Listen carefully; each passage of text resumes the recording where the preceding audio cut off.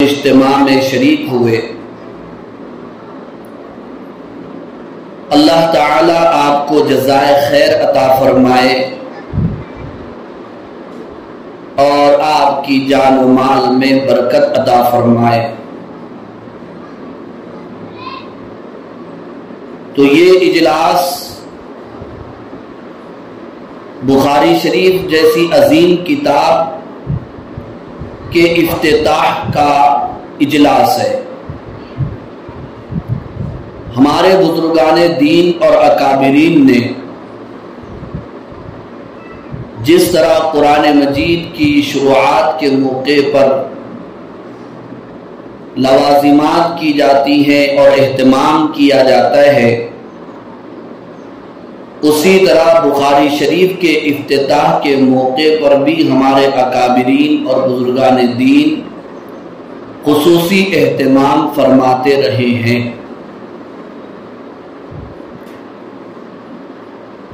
مجھے تعجب ہوتا ہے، آپ غور کیجئے،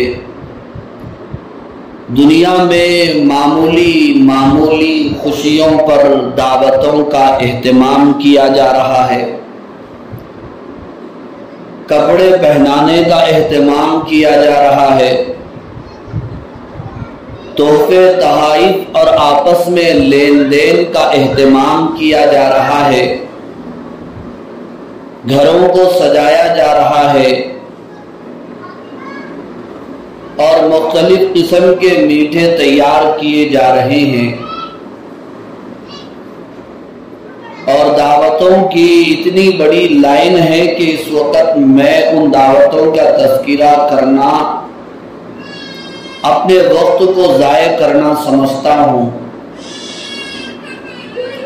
معمولی باتوں پر دعوتیں ہو رہی ہیں، دعوتیں کی جا رہی ہیں، حالانکہ ان دعوتوں پر قرآن و حدیث میں ثواب کا کوئی وعدہ بیان نہیں کیا گیا۔ یہ نہیں کہا گیا کہ آپ برتھ ڈے کریں گے تو آپ کو 2-3 لاکھ نیکیاں ملیں گی اور جنت میں ایک ایسا دروازہ ہے جو برتھ ڈے کرنے والوں کے لیے طے کیا گیا ہے۔ آپ جو ہے کچا رسم کر کے دعوت کریں گے، شادی کے اتنے لوگوں کو جمع کریں گے، تو قرآن و حدیث میں یہ نہیں کہا گیا کہ اللہ تبارک و تعالی اس دعوت پر دعوت کرنے والوں کی مغفرت فرما دیں گے۔ ایسی بے شمار دعوتیں کی جا رہی ہیں جن پر ثواب کا کوئی وعدہ نہیں ہے، بلکہ اس پر اللہ کی پکڑ ہے۔ اللہ تعالی کی طرف سے پوچھ ہے، لیکن آپ غور فرمائیے کہ جہاں خوشی کا اظہار کرنا ہے وہاں پر خوشی کا اظہار نہیں کیا جا رہا ہے۔ قرآن مجید اللہ تعالی کی کتاب ہے، اگر آپ کی بیٹی نورانی قاعدہ مکمل کر کے قرآن مجید شروع کرنے کے لیے تیار ہے تو آپ کو دعوت کرنے کا اہتمام کرنا تھا۔ اللہ نے اگر آپ کو وسعت دی ہے، مال و دولت سے نوازا ہے، میں سمجھتا ہوں کہ قرآن مجید شروع کرنے سے زیادہ دنیا میں کوئی اور خوشی کی بات نہیں ہے۔ اس سے بھی زیادہ کوئی اور خوشی کی بات ہو سکتی ہے کیا؟ میں اپنی تقریروں میں کہا کرتا ہوں کہ اگر کوئی مسلمان ہے تو قبر میں جانے سے پہلے اسے 2 کام ضرور کر لینا چاہیے۔ ایک تو اللہ کی کتاب قرآن مجید کو اپنی آنکھوں سے دیکھ کر پڑھنا سیکھ لینا چاہیے، اور دوسری بات یہ ہے کہ اسے اپنی زندگی میں مکے میں حاضر ہو کر اپنی نظروں سے بیت اللہ شریف کو دیکھنا چاہیے۔ یہ 2 باتیں مسلمانوں کے لیے بڑی فخر کی ہیں، بڑی خوشی کی ہیں۔ تو اگر آپ کی بیٹی نے، آپ کے بچے نے قرآن مجید پڑھنا شروع کیا، اس وقت کوئی اہتمام کرتا ہوا ہمیں آج نظر نہیں آ رہا ہے۔ فضول دعوتوں میں فضول خرچے تو بہت کریں گے، لیکن اگر آپ کی بچی نے قرآن مجید شروع کیا، آپ اسے کپڑے سلائیں، اسے تحفہ دے، انعام دے۔ یہاں کی بات نہیں کر رہا ہوں، کہیں پر بھی قرآن مجید اگر بچی نے شروع کیا ہے، بچی کو، بچی کے استاد کو یا باجی ہیں جو بھی اللہ نے آپ کو توفیق دی ہے، تحفہ دیں، کپڑے سلائیں، ہدیہ دیں۔ یہ قرآن مجید کی خوشی میں کر رہے ہیں نا، اس پر اللہ راضی ہوں گے، اللہ خوش ہوں گے۔ اس لیے ہمارے ادھر ظہیر آباد میں بندے کی نگرانی میں جتنے مدرسے چلتے ہیں، میں نے سب کو تاکید کیا ہے، جب بھی نورانی قاعدہ مکمل ہو اور بچہ قرآن شریف پڑھنے کے لیے جا رہا ہو تو ایک محفل رکھو، میں خود اس میں شریک ہوتا ہوں، بچے کے والدین کو بلاتا ہوں، ان کو مبارکبادی دیتا ہوں۔ اللہ نے اگر مجھے دیا ہے تو خود اپنی ذات سے انعام دیتا ہوں۔ محفل میں اگر کوئی مالدار شریک ہے تو ان سے انعامات دلواتا ہوں۔ اور یہ ایک تیر سے دراصل کئی شکار ہیں۔ ٹیچر کی حوصلہ افزائی ہے، بچے کی حوصلہ افزائی ہے، دوسروں کے لیے نمونہ ہے، دوسروں کے لیے شوق دلانا ہے، مدرسے کی نیک نامی ہے، قرآن مجید کا احترام اور عظمت ہے۔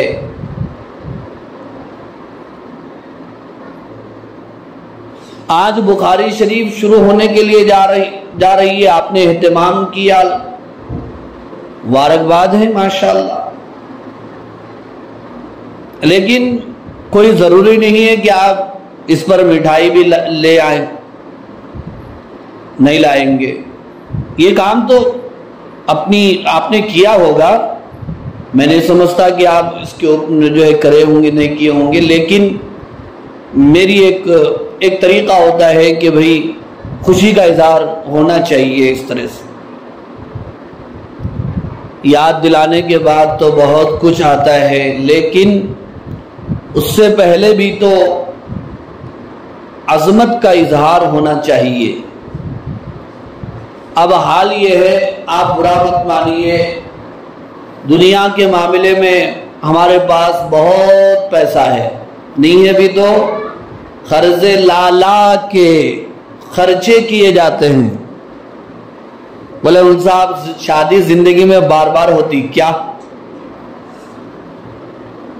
بچے کی آرزو ہے، بچے کی خواہش ہے، وہ بھی ہونا، یہ بھی ہونا، دادی کی خواہش، نانی کی خواہش، بچے کی اماں کی خواہش، دوستوں کی خواہش۔ واہ، کیا کیا نہیں ہو رہا ہے۔ اللہ ناراض ہو جائے، نبی کو تکلیف پہنچ جائے، قرآن و حدیث اور سنت کی بے احترامی ہو جائے تو ہونے دو، لیکن ہمارے رسم و رواج تو پورے ہونا چاہیے صاحب، اس میں کوئی کمی نہیں آنا چاہیے۔ مٹی کے ساتھ لاؤ قرضے، اٹھاؤ پانی کی طرح پیسے بہاؤ، کل اللہ کے پاس جا کر ہمیں جواب دینا نہیں ہے۔ ہم اپنے عمل سے اللہ کو ناراض کر دے، اللہ کے نبی کو ناراض کر دے، چلے گا،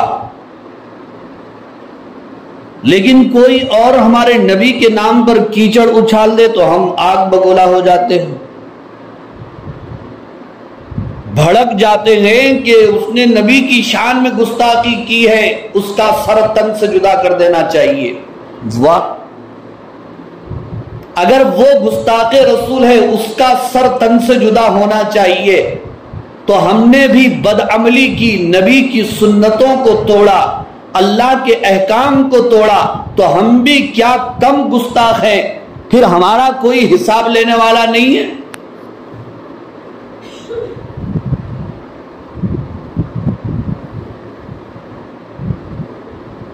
اذانوں پر پابندی کی بات ہو تو ہم احتجاج کریں گے، لیکن اذان ہوتے وقت ہم جو ہے دکانوں میں مصروف ہوں، ہم ٹی ویوں میں مصروف ہوں، فلموں دیکھنے میں مصروف ہوں، دعوتوں میں مصروف ہوں، نمازوں کی دھجیاں اڑا دیں اور اذان کی ہم دھجیاں اڑا دیں، تو پھر ہمیں کوئی پوچھنے والا نہیں ہے۔ پردے کے اوپر پابندی وہ لگائیں تو سراپا احتجاج ہم بن جائیں، آوازیں ہم اٹھائیں، سڑکوں کو ہم بھر دیں، مقدمہ ہم دائر کریں، آواز ہم اٹھائیں، اور ہم یہ کہیں کہ ہم پر ظلم اور ستم ہو رہا ہے۔ ماں اور عزیز بہنوں، ہم ہی خود اگر بے پردگی کرے تو ہمیں کوئی پوچھنے والا نہیں ہے، کیا 12 خون ہم کو معاف ہیں؟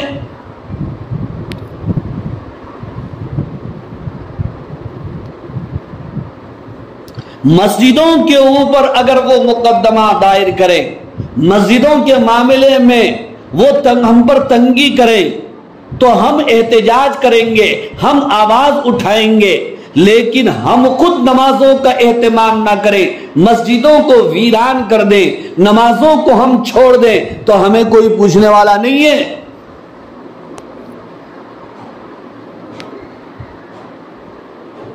آج پوری دنیا میں ہم پر جو ظلم اور ستم ہو رہا ہے اور ہم جس زبونحالی کا شکار ہیں، مصیبتوں اور آزمائشوں سے دوچار ہیں، یہ دراصل ہمارے اعمال بد کا اور نافرمانی کا نتیجہ ہے۔ اللہ ہمیں نیک اعمال کی توفیق عطا فرمائے۔ تو میں یہ عرض کر رہا تھا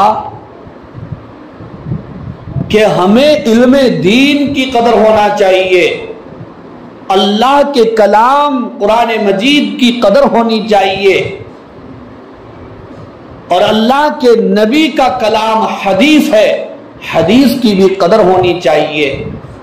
آج آپ جس کتاب کے نام پر جمع ہیں وہ ہمارے نبی کی زبان سے نکلے ہوئے مبارک اور بابرکت مقدس الفاظ کی یہ کتاب ہے جسے حدیث کہا جاتا ہے۔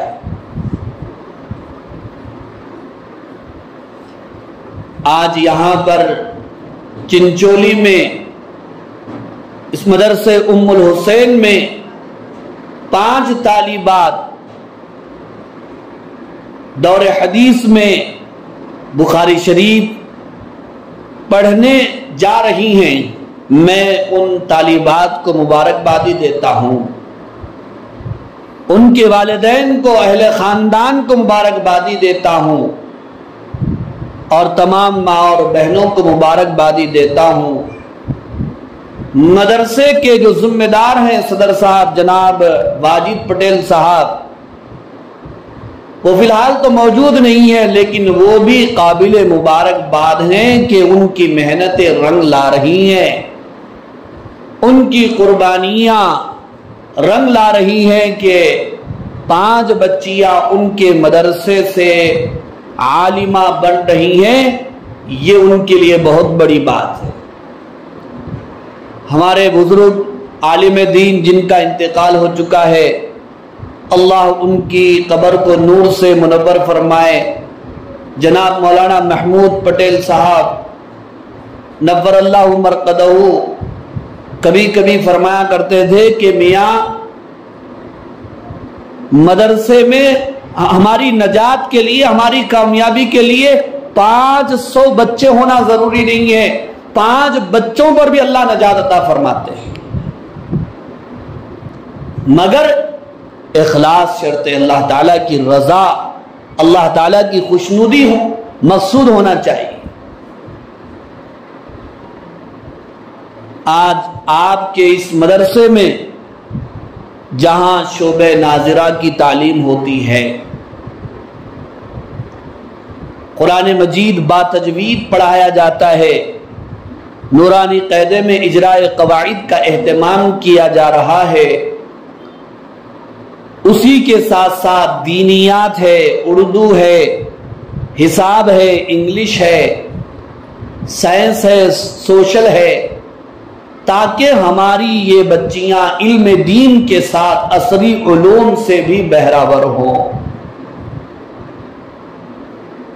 پھر شعبہ ناظرہ کے بعد شعبہ عالمیت ہے، 4 سالہ شعبہ عالمیت ہے۔ آپ کی بچیاں یہ 4 سالہ شعبہ عالمیت پڑھ کر عالمہ کی سند حاصل کر لیتی ہیں، بہت بڑی بات ہے۔ حدیث میں آتا ہے جس کا بچہ حافظ بن جائے، اللہ قیامت کے دن اس کے ماں باپ کو ایسے جوڑے پہنائیں گے کہ دنیا ان کا مقابلہ نہیں کر سکتی۔ حافظ قرآن، عالم دین، قیامت میں حشر کے میدان میں جب کہ نفسا نفسی کا عالم ہوگا، آدمی ایک ایک نیکی کے لیے تڑپ رہا ہوگا، ترس رہا ہوگا، قرآن مجید میں اس کی منظر کشی کی گئی۔ اعوذ باللہ من الشیطان الرجیم، بسم اللہ الرحمن الرحیم، یوم یفر المرء من اخیہ وامہ وابیہ وصاحبتہ وبنیہ، لِكُلِّ امْرِئٍ مِّنْهُمْ يَوْمَئِذٍ شَأْنٌ يُغْنِيهِ، وہ دن ہوگا جس دن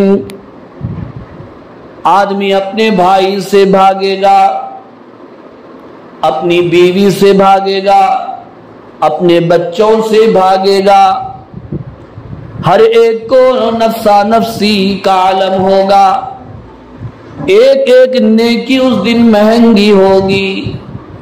اور دوسری جگہ فرمایا گیا جس کو نام اعمال سیدھے ہاتھ نے ملا وہ کامیاب، اور جسے بائیں ہاتھ نے ملا وہ ناکام۔ فَأَمَّا مَنْ أُوتِيَ كِتَابَهُ بِيَمِينِهِ فَيَقُولُ هَاؤُمُ اقْرَءُوا كِتَابِيَهْ إِنِّي ظَنَنتُ أَنِّي مُلَاقٍ حِسَابِيَهْ فَهُوَ فِي عِيشَةٍ رَاضِيَةٍ۔ بہرحال وہ جس کے سیدھے ہاتھ میں نام اعمال مل گیا وہ لوگوں کو دکھاتا پھرے گا، اے لو میں تو کامیاب ہو گیا، پس وہ عیش و آرام اور راحت والی زندگی میں ہوگا، اس کا مقام جنت ہوگا۔ ماں اور عزیز بہنوں، جنت بہت بڑی جگہ ہے اور بہت عظیم جگہ ہے۔ جنت میں اللہ تعالیٰ ایسی نعمتیں دیں گے۔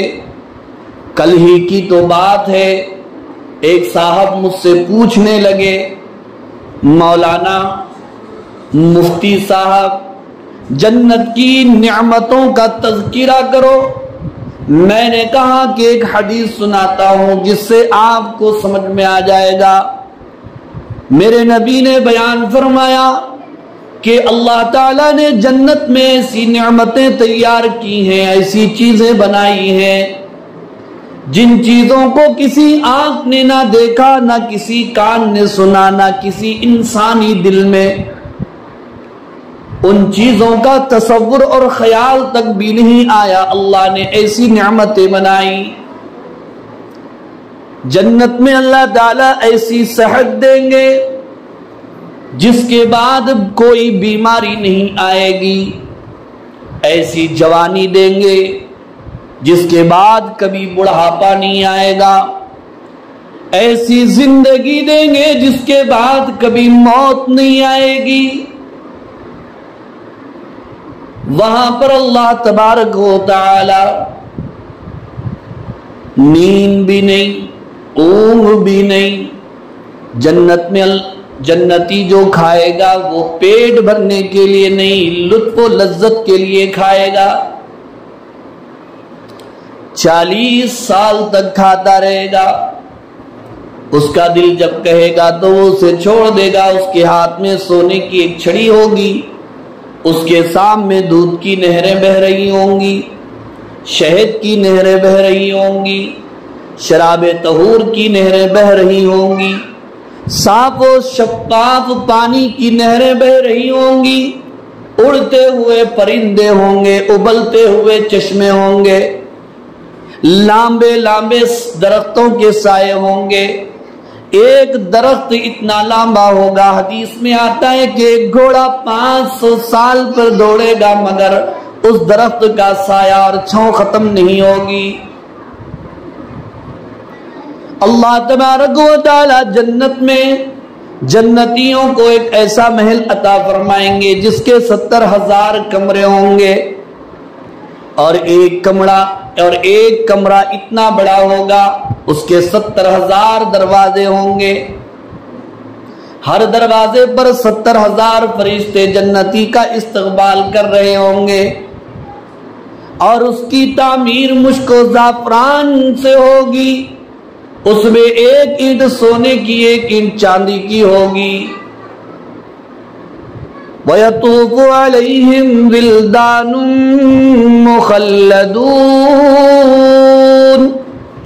اور چھوٹے چھوٹے حسین بچے جنتیوں کے پاس آب خورے اور پانی کے پیالے لائیں گے، جو ہمیشہ بچے ہی رہیں گے، کبھی بڑے نہیں ہوں گے۔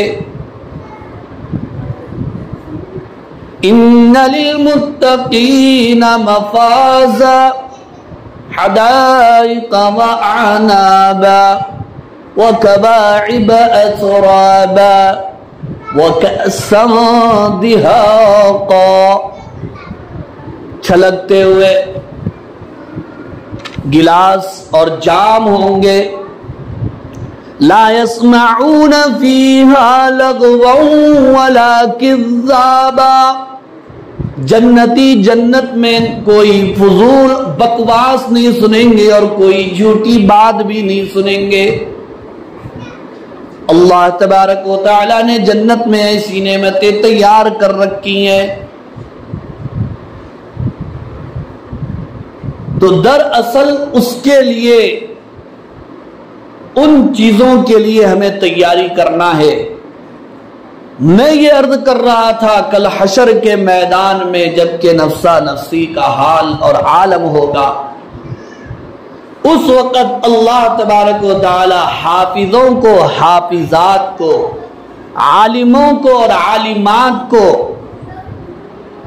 یہ اختیار دیں گے کہ وہ اپنی سفارش سے، اللہ تعالی کے حکم سے، اپنے خاندان کے ان 10 لوگوں کو جن کے لیے جہنم ثابت ہو گئی تھی جنت میں لے جائے۔ کتنا عظیم مقام ہے حافظ قرآن اور عالم دین کا۔ حدیث کتنی مشہور ہے، انما العلماء ورثۃ الانبیاء، علماء انبیاء کے وارثین ہیں۔ علماء میں عالمات بھی شامل ہیں، یہ انبیاء اکرام کی وارثات ہیں۔ اللہ ان کو بھی یہ مقام عطا فرمائیں گے۔ جو علم دین حاصل کرنے کے لیے گھر سے نکلتا ہے، رحمت کے فرشتے اس کے پیروں کے نیچے اعزازاً اپنے پر بچھاتے ہیں، دریا کی مچھلیاں اس کے لیے دعائے مغفرت کرتی ہیں، نازلہ قرآن کی تکمیل پر بچے کے والدین کی آسمان سے مغفرت کا اعلان کر دیا جاتا ہے۔ یہ دنیا فنا ہونے والی ہے، ساتھ میں آنے والی چیزیں نیکیاں ہیں۔ ہم دنیا سے چلے جائیں گے لیکن ہم نے اپنے بچوں کو دین کی تعلیم دی، وہ زندگی بھر جتنا پڑھیں گے، جتنی عبادت کریں گے، ان کا ثواب ماں باپ کو بھی ملتا رہے گا، اور اگر وہ ٹیچر بن گئے، معلمہ بن گئے، جتنے بچوں کو پڑھائیں گے ان کا ثواب بھی ماں باپ کو ملتا رہے گا۔ اور فتنوں کے اس دور میں جبکہ بچے بہک رہے ہیں، نافرمان ہوتے چلے جا رہے ہیں، حالات سے آپ بھی اچھی طرح واقف ہیں۔ ضرورت اس بات کی ہے کہ ہم اپنے بچوں کو دین کی تعلیم دیں۔ اگر ہم نے اپنے بچوں کو دین کی تعلیم نہ دیا تو آنے والا کل کیسا ہوگا وہ خدا ہی بہتر جانتا ہے۔ ان کے نام تو مسلمانوں کے رہیں گے لیکن دلوں سے ایمان نکل جائے گا، اللہ اور اللہ کے رسول کی محبت نکل جائے گی، اور بھی چند دن گزریں گے تو پھر اللہ ہی رحم کرنے والا ہے۔ ہماری نسلوں میں دین اور اسلام باقی رہے گا یا نہیں رہے گا اللہ ہی بہتر جانتا ہے۔ اس کے لیے قربانی کی ضرورت ہے، عزم کی ضرورت ہے، ارادے کی ضرورت ہے۔ آپ اپنے بچوں کو دیندار بنانے کے لیے، عالمہ اور حافظہ بنانے کے لیے مدرسے میں شریک کروائیں۔ اللہ تعالیٰ آپ کو جزائے خیر عطا فرمائے۔ تو الحمدللہ یہاں پر 4 سالہ شعبہ عالمیت قائم ہے۔ 3 سال شعبہ عالمیت میں پڑھنے کے بعد چوتھے سال جب بچی جماعت میں داخل ہوتی ہے تو اس جماعت کا نام دور حدیث ہے۔ آپ جانتے ہیں دور حدیث عالمہ کورس کے آخری سال کا نام کیوں رکھا جاتا ہے؟ اس لیے رکھا جاتا ہے کہ اس جماعت میں اکثر حدیث کی کتابیں پڑھائی جاتی ہیں، حدیثوں کا دور ہوتا ہے، اس لیے اس جماعت کو کہتے ہیں دور حدیث۔ اور حدیثوں میں بڑی کتاب ہے بخاری شریف، اتنی بڑی ہے کہ ابھی آپ نے سنا کہ بزرگوں نے اس کتاب کے افتتاح کا اہتمام فرمایا ہے، اس لیے ہم نے بھی آج اہتمام کیا ہے۔ اور اہتمام اچھا کرنا چاہیے، تو گوانوں کی ذمہ داری ہے کہ بھئی اتنی بڑی کتاب ہماری زمین پر شروع ہونے کے لیے جا رہی ہے تو کچھ نہ کچھ اہتمام تو ہونا چاہیے۔ نہیں، وہ چلتا دین کا معاملہ ہے۔ اب یہی جگہ رسم ہوندے سکا کر رہے ہیں، کچا کر رہے ہیں، کیسا پوچھتے ہوندے؟ نہیں بھئی بار بار ہوتا کیا سکا کہیں کو کچا کرنا، کہیں کو بچے کی پھوپھو بول رہی کہتے کچا رسم ہونا اچھا؟ قوم اس کا رسم، ہاں لا رہے، ہم بھی تھوڑے لوگ لا رہے، تم بھی لا رہے، لاؤ دعوتیں کرو۔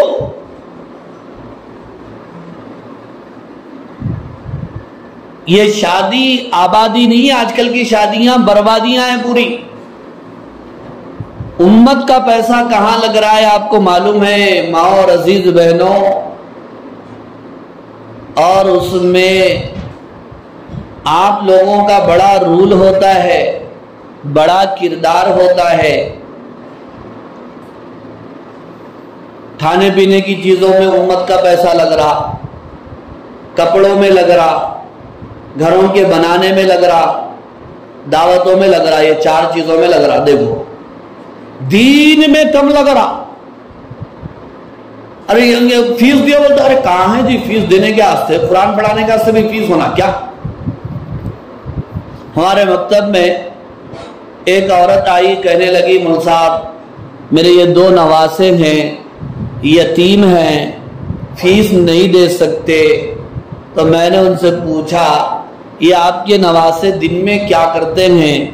تو وہ عورت کہنے لگی کہ یہ دن میں انگلش پڑھتے ہیں۔ میں نے پوچھا کتنی فیس دیتے ہیں؟ کہنے لگی ایک نواسے کی مہینہ 1000 روپے فیس ہے۔ میں نے کہا کہ انگلش تعلیم کے لیے 1000 روپے ہے اور اللہ کی کتاب کے لیے 100 روپے ماہانہ دینے کے لیے یتیم ہو گئے بچے آپ کے؟ واہ! میں اپنے بچوں کو کہتا ہوں مکتب میں بیٹا کوئی قرآن اگر لا کر ایصال ثواب کے لیے دیں تو لینے کی ضرورت نہیں ہے۔ آپ چاکلیٹوں کے لیے دکان سے کچھ سامان خرید کر کھانے کے لیے ابا امی سے، ماموں سے، انکل سے جو پیسے لیتے ہیں نا، وہ پیسے جمع کر کے کتاب خریدو، تب اس کتاب کی جو ہے قدر و قیمت تمہارے دلوں کے اندر بیٹھے۔ قرآن کی قدر آج ہمارے پاس ہے۔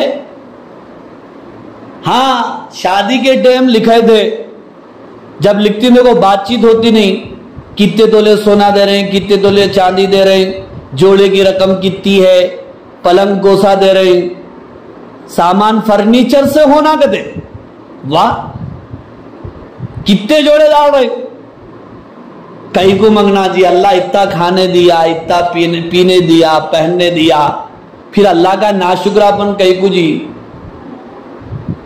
نہیں 30 جوڑے ڈالنا کہتے، 30 جوڑے چوری کرنے جانا، 2 لاکھ 1 لاکھ جوڑے کی رقم کہاں سے لا کے دینا؟ اچھا یہ سب چیزاں منگنے میں کون ہے بھی آگے؟ مرد حضرات ہیں، خواتین ہیں، آپ خود آپ کے اوپر یہ بات میں چھوڑ رہا ہوں، میں اپنی طرف سے نہیں بولتا، آپ خود سوچئے کہ اس میں کس کا عمل دخل زیادہ ہے۔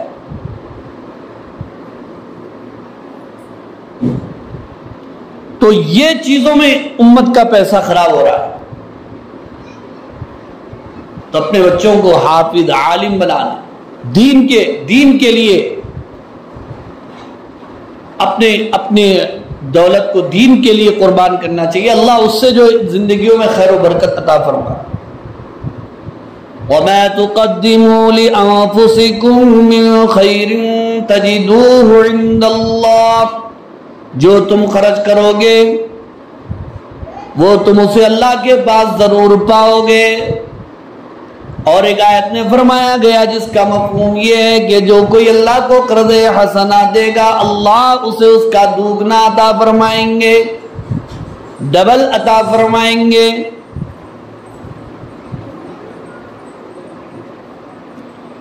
تو یہ دور حدیث شعبہ عالمیت کی آخری جماعت، اس کی بڑی بڑی کتاب ہے بخاری شریف۔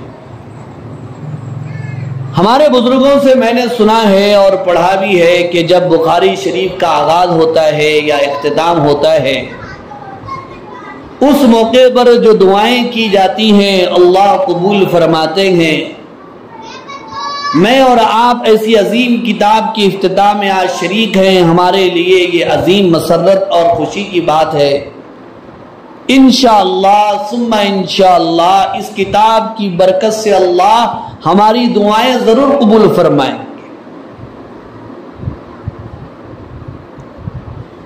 اب میں بخاری شریف کی عبارت پڑھنے کے لیے جا رہا ہوں،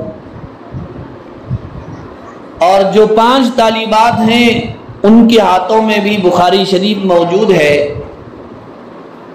وہ پہلا درس پڑھنے کے لیے جا رہی ہیں۔ میں نے ان سے ابھی کہا تھا کہ آپ وضو کر لیں، 2 رکعت نماز پڑھیں، اللہ سے دعا کریں کہ اللہ ہمیں علم نافع عطا فرمائے۔ علم نافع کا مطلب وہ علم جو حاصل کر کے اس کے اوپر ہم عمل کرنے والے بن جائیں۔ اور میں نے ان سے یہ بھی کہا تھا کہ اے اللہ ہمارے لیے اچھے اور بہترین باصلاحیت صالحیت والے اساتذہ کا انتظام فرما۔ دیکھو عزیز طالبات، جس طرح روزی مقدر سے ملتی ہے، علم بھی مقدر سے ملتا ہے، جس طرح شہر والوں کے لیے انتظام ہوتا ہے روزی کا، گاؤں والے بھوکے نہیں ہوتے، اسی طرح اللہ علم کے معاملے میں بھی جب کسی اللہ علم دینا چاہتے ہیں، اہل علم کو خود اللہ قریہ قریہ اور دیہات دیہات پہنچا دیتے ہیں۔ اللہ سے دعا مانگنا چاہیے، دعا مانگتے کبھی تھکنا نہیں چاہیے۔ بزرگوں نے بیان فرمایا اگر کسی کو دعا کی توفیق مل رہی ہو تو سمجھ لو کہ اللہ اسے کچھ دینا چاہتے ہیں، اور جس کے ہاتھ اللہ کے سامنے نہیں اٹھ رہے ہیں، اس کا مطلب یہ ہے کہ اللہ اسے دینا نہیں چاہتے۔ آج ہمارے پاس گھنٹوں شکایت کرنے کے لیے موقع ہے، دعا کے لیے کہاں موقع ہے؟ سب تھک جاتے ہیں۔ اللہ اللہ وہ دن گئے جب ہم اپنے بڑوں کو دیکھتے تھے عصر کی نماز کے بعد مغرب کے سے پہلے قبولیت کی گھڑیاں ہوتی ہیں، قبولیت کا وقت ہوتا ہے، تو وہ اللہ کے سامنے ہاتھ پھیلائے ہوئے ہوتے تھے۔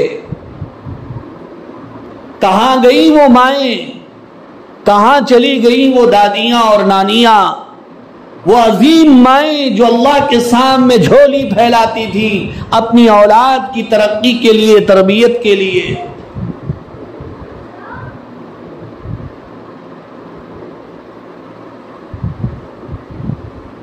تو میں نے اپنے بچوں سے کہا کہ آپ اہتمام کریں اس طرح بخاری شریف کی افتتاح کے لیے، کیونکہ حضرت امام بخاری علیہ الرحمہ نے اس کتاب کو جو لکھا ہے یوں ہی نہیں لکھا، بڑے اہتمام سے لکھا ہے۔ حضرت امام بخاری علیہ الرحمہ کا پورا نام محمد بن اسماعیل ہے۔ یہ بخاری تو ان کے گاؤں کی طرف نسبت ہے۔ 194 ہجری میں آپ کی ولادت ہوئی ہے بخارا میں۔ بچپن میں یتیم ہو گئے تھے۔ ان کے والد نے جو مال چھوڑا تھا وہ پاکیزہ اور بہت زیادہ مال تھا۔ سنو ماں اور عزیز بہنوں، جب بچہ یتیم ہو گیا اور ماں بیوہ ہو گئی، شوہر سے جو مال ملا اس بیوہ ماں نے اپنے بچے کی تعلیم کے لیے پوری دولت خرچ کی تھی۔ اور آج ہم بھی ماں باپ ہیں، میں بھی باپ ہوں، ہم بھی ماں باپ ہیں، ہم اپنی دولت کہاں خرچ کر رہے ہیں؟ اپنے بچوں کی تعلیم اور تربیت کے لیے ہم اپنا پیسہ کتنا صرف کر رہے ہیں، کتنا خرچ کر رہے ہیں، آپ بتائیے۔ ایک پیران پیر حضرت عبد القادر جیلانی رحمت اللہ علیہ کی بھی ماں تھی، جنہوں نے اپنے بچے کو بغداد شریف بھیجا تھا علم دین حاصل کرنے کے لیے، اور اس دور کے حساب سے 40 اشرفیاں تو بہت زیادہ ہوتی ہیں۔ اس عظیم ماں نے 40 اشرفیوں کو اپنے پیارے بچے حضرت عبد القادر جیلانی رحمت اللہ علیہ کے بغل میں سی دیا۔ بچے نے کہا کہ امی جان میں علم دین حاصل کرنے کے لیے جا رہا ہوں، کوئی نصیحت کیجئے۔ ماں نے کہا کہ بیٹا زندگی میں کبھی جھوٹ نہ بولنا۔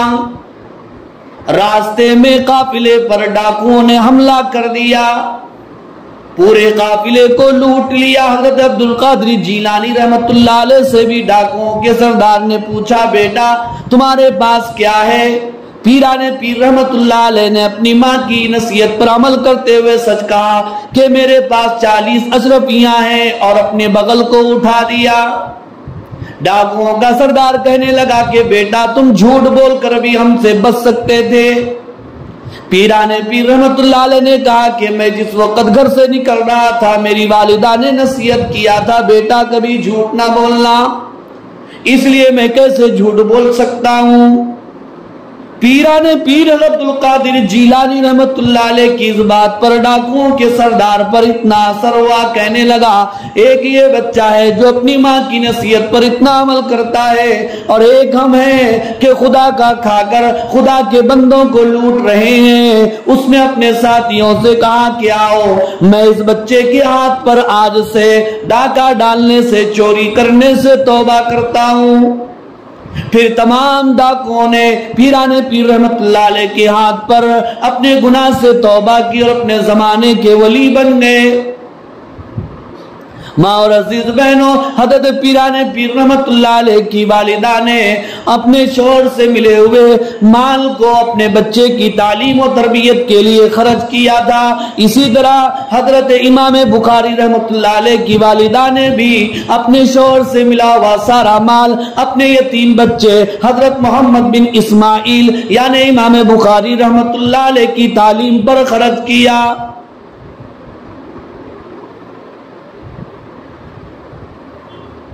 آج یہ کہاں ہو رہا ہے؟ ہم اپنی دولت کو، اپنے پیسوں کو کہاں خرچ کر رہے ہیں، سوچنے کی ضرورت ہے۔ بچپن میں حضرت امام بخاری علیہ الرحمن نابینا یعنی اندھے ہو گئے تھے، ماں بڑی بے چین و بے قرار ہو گئی، اپنے بچے کے لیے دعا کرنے لگی، یہاں تک کہ واقعات میں لکھا ہوا ہے وہ اتنا روتی اور گڑ گڑاتی تھی اپنے بچے کی بینائی کے لیے، اپنے بچے کی بصارت اور آنکھوں کے لیے، یہاں تک کہ انہوں نے ایک دن خواب دیکھا، خواب میں حضرت ابراہیم علیہ السلام کی زیارت کی، اور انہوں نے حضرت امام بخاری رحمت اللہ علیہ کی والدہ کو خواب میں بچے کی بینائی یعنی بصارت اور آنکھوں کے لوٹنے کی خوشخبری دی۔ چنانچہ جب صبح ہوئی تو حضرت امام بخاری رحمت اللہ علیہ کی آنکھیں واپس لوٹ کر آ گئی تھی اور آنکھیں صحیح ہو گئی تھی، جس پر حضرت امام بخاری رحمت اللہ علیہ کی والدہ نے اللہ کے سامنے سجدہ شکر ادا فرمایا۔ کیسی مائیں تھیں، کیسے انہوں نے اپنے بچوں کی تربیت کیا تھا۔ آج ہم بھی تو ماں باپ ہیں، سوچنے کی ضرورت ہے۔ اللہ وہی ہے، رسول وہی ہے، اللہ کی کتاب قرآن مجید وہی ہے، حدیث رسول بھی وہی ہے، آسمان وہی ہے، زمین وہی ہے، زمانہ وہی ہے، کوئی چیز نہیں بدلی، اور اگر کوئی چیز بدلی ہے تو وہ ہم بدل گئے، ہمارے اعمال بدل گئے، ہمارا کردار بدل گیا، ہماری سوچ بدل گئی، ہماری فکر بدل گئی، ہمارا انداز بدل گیا، ہمارا ایمان اور یقین بدل گیا۔ جس دن انشاءاللہ ہم بدل جائیں گے، سدھر جائیں گے، پھر سے دنیا کے اندر اسلام کا بول بالا ہوگا۔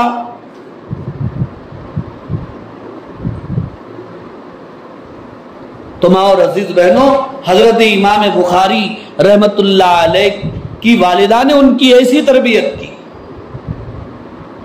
صرف 23 سال کی عمر میں حضرت امام بخاری علیہ الرحمن نے بخاری شریف لکھا ہے۔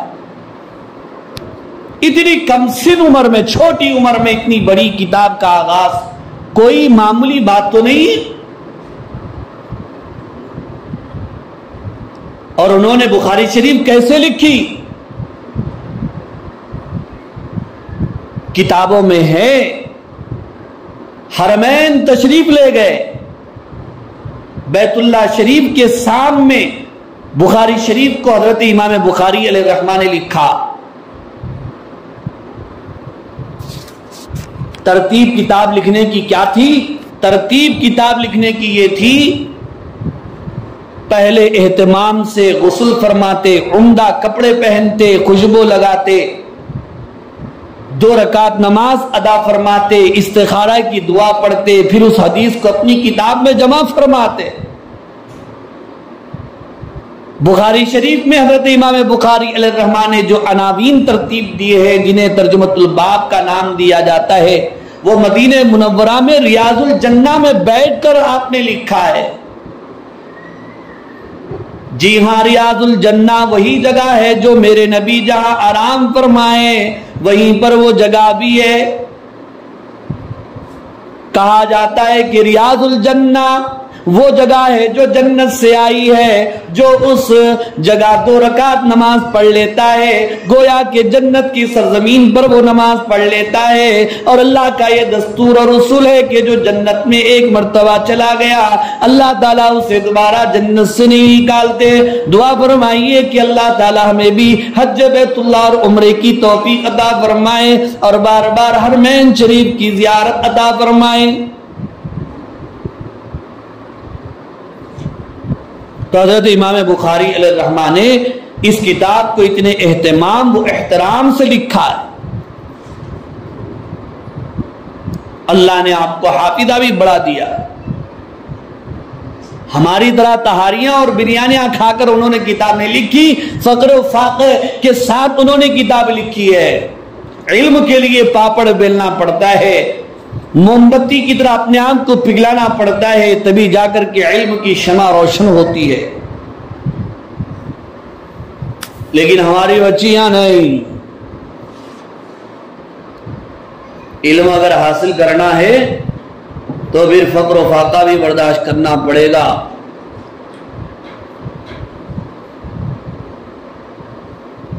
اپنے اساتذہ معلمات کے کڑوے کسیلے جملے سننا ہوگا اور برداشت کرنا ہوگا،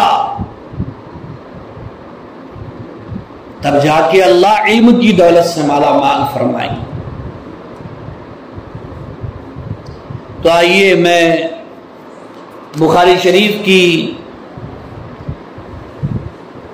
پہلی حدیث اور پہلا ترجمۃ الباب کا آغاز کرتا ہوں۔ دعا کرتا ہوں کہ اللہ ہمارے اس آنے کو، درس کو شروع کرنے کو قبول فرمائے اور استقامت عطا فرمائے، اس ادارے کو دین دگنی رات چوگنی ترقی عطا فرمائے،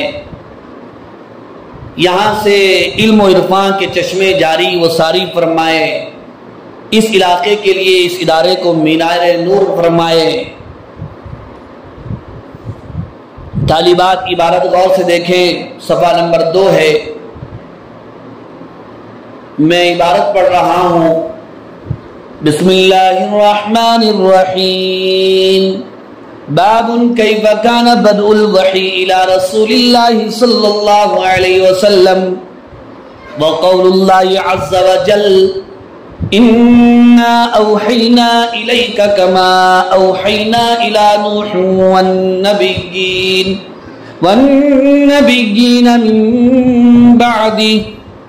وبه قال حدثنا الحميدي قال حدثنا سفيان قال حدثنا يحيى بن سعيد الأنصاري قال أخبرني محمد بن إبراهيم التيمي أنه سمع علقمة بن وقاص الليثي يقول سمعت عمر بن الخطاب رضي الله تعالى عنه على المنبر يقول سمعت رسول الله صلى الله عليه وسلم يقول إنما الأعمال بالنيات وإنما لامرئ ما نوى فمن كانت هجرته إلى دنيا يصيبها أو إلى امرأة ينكحها فهجرته إلى ما هاجر إليه۔ اب ترجمہ کرتا ہوں، شروع کرتا ہوں اللہ تعالیٰ کے نام سے جو رحمان و رحیم ہے۔ یہ باب ہے اس بات کے بیان میں کہ آپ صلی اللہ علیہ وسلم پر وحی کی ابتدا کیسے ہوئی، اور اللہ عز و جل کا قول انا اوحینا الیک کما اوحینا الی نوح والنبیین من بعدی کا بیان۔ بے شک ہم نے وہی بھیجی آپ صلی اللہ علیہ وسلم پر جیسا کہ ہم نے وہی بھیجی نوح علیہ السلام پر اور نبیوں پر ان کے بعد۔ اب حدیث کا ترجمہ سماعت فرمائیے۔ حضرت امام بخاری فرماتے ہیں کہ ہم سے حدیث بیان کی حضرت حمیدی نے، وہ فرماتے ہیں کہ ہم سے حدیث بیان کی حضرت سفیان نے، وہ فرماتے ہیں کہ ہم سے حدیث بیان کی یحییٰ بن سعید الانصاری نے، وہ فرماتے ہیں کہ مجھے خبر دی محمد بن ابراہیم التیمی نے، انہوں نے حضرت علقمہ ابن وقاص اللیثی سے سنا، وہ فرماتے ہیں کہ میں نے عمر ابن خطاب رضی اللہ تعالی عنہ سے منبر پر بیان کرتے ہوئے سنا۔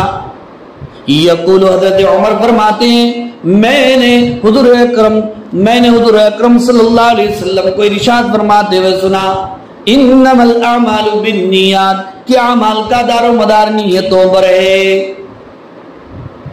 بخاری شریف کے آغاز پر بہت لمبی چوڑی تقریریں ہوتی ہیں، بہت تمہیدی باتیں بھی ہوتی ہیں کہ حضرت امام بخاری علیہ الرحمہ نے وحی کی ابتدا، وحی سے اپنی کتاب کی ابتدا کیوں کی، اور ایسے ہی حضرت امام بخاری علیہ الرحمہ نے صرف بسم اللہ کو ذکر کیوں کیا، حمد اللہ کو ذکر کیوں نہیں کیا۔ اسی طرح یہ بھی بحث ہوتی ہے کہ حضرت امام بخاری علیہ الرحمہ نے وحی کا عنوان قائم کر کے اس کے ذیل میں انما الاعمال بالنیات والی حدیث کیوں نقل کی، جبکہ اس سے وحی کا ترجمۃ الباب ثابت نہیں ہو رہا ہے۔ یہ ساری باتیں آپ کے استاد اپنے وقت پر بیان کریں گے، اس لیے کہ یہ ساری باتیں میں بیان کروں گا تو اس وقت بھی نہیں ہے، اور جو ساری باتیں وہ دھیرے دھیرے اور آہستہ آہستہ آنا چاہیے نا، تو اس لیے میں صرف یہ حدیث آپ کو سمجھانا چاہتا ہوں کہ حضرت امام بخاری علیہ الرحمہ نے اپنی کتاب کا آغاز انما الاعمال بالنیات سے شروع فرما کر تمام محدثین، شارحین، علماء اکرام، مفتیان اعظام، اہل اللہ، بزرگان دین یہ بیان فرماتے ہیں کہ حضرت امام بخاری علیہ الرحمہ نے اپنی کتاب کا آغاز اور شروعات انما الاعمال بالنیات کے اعمال کا دار و مدار نیتوں پر ہے، اس سے شروع کر کے ہمیں یہ سبق دیا کہ کوئی بھی کام ہو اپنی نیت کو سب سے پہلے ٹھیک کرو، اپنی نیت کو درست کرو، یعنی علم حاصل کر رہے ہو تو اللہ کو راضی کرنے کے لیے، اللہ کو خوش کرنے کے لیے علم حاصل کرو، نہ اس بات کے لیے کہ زمانہ ہمیں عالمہ کہے، نہ اس بات کے لیے کہ زمانہ ہمیں علامہ کہے، زمانہ ہماری داد دے، زمانہ ہماری تعریف کرے۔ خدا کی قسم اگر کوئی ریاکاری کے لیے علم حاصل کرتا ہے تو پھر روز محشر وہ اللہ کی پکڑ سے بچ نہیں سکتا۔ اللہ ہم علماء اکرام کو اخلاص عطا فرمائے، ہم معلمین و معلمات کو اخلاص عطا فرمائے، ہماری طالبات کو اخلاص عطا فرمائے، ہم کوئی بھی کام کرے وہ اللہ کو راضی کرنے کے جذبے سے کریں۔ آج دنیا میں جتنا فساد ہو رہا ہے، لڑائیاں جھگڑے ہو رہے ہیں، اختلاف و انتشار ہو رہا ہے، وہ دراصل اخلاص کی کمی کی وجہ سے ہو رہا ہے۔ کیوں؟ ہم کام کیوں کر رہے ہیں؟ انہوں خوش ہونا، انہوں خوش ہونا، تو اب وہ خوش ہوتے تو نہیں تو ہم مایوس ہو جاتے ہیں، ہم ناراض ہو جاتے ہیں۔ اللہ کو خوش کرنے کے لیے کرو تو پھر کبھی مایوسی ہم پر طاری نہیں ہوگی انشاءاللہ۔ حضرت امام شافعی علیہ الرحمہ فرماتے ہیں کہ تم سب کو خوش نہیں کر سکتے، ایک کو خوش کر سکتے ہو، لہذا سب کا پیچھا چھوڑ دو، ایک کو پکڑ لو، اور وہ ایک کون ہے؟ وہ اللہ ہے، جس نے پوری دنیا بنائی، جس نے ہمیں پیدا کیا، جس نے ہماری ہدایت کے لیے رسول بھیجے، جس نے ہماری ہدایت کے لیے کتاب نازل فرمائی، جس نے ہماری ہدایت کے لیے عقل سلیم دیا، جس نے ہماری کامیابی کے لیے ہم کو بہترین مدرسہ دیا، بہترین اساتذہ دیے، بہترین نصاب دیا، سب چیزوں سے مالا مال کیا، تو خوش کسے کرنا چاہیے؟ اللہ ہی کو خوش کرنا چاہیے۔ اس لیے حضرت امام بخاری علیہ الرحمہ نے اپنی کتاب کا آغاز انما الاعمال بالنیات سے فرما کر ہمیں درس اخلاص دیا۔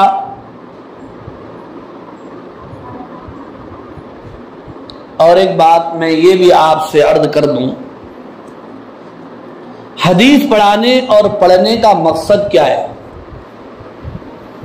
حدیث پڑھانے اور پڑھنے کا مقصد کیا ہے؟ حدیث پڑھنے اور پڑھانے کا مقصد ہمارے علماء اکرام نے بیان فرمایا، وہ ہے حدیث پر عمل کرنا۔ جتنی چیزیں حدیث میں ہم پڑھیں گے، سنیں گے، انشاءاللہ اس پر عمل بھی کریں گے، سنتوں کو زندہ کریں گے، بدعات اور خرافات کو ٹھنڈا کریں گے، انشاءاللہ اس پر ہم عمل کریں گے۔ ہماری جتنی مائیں بہنیں تشریف لائی ہوئی ہیں ان سے بھی ہماری یہ گزارش ہے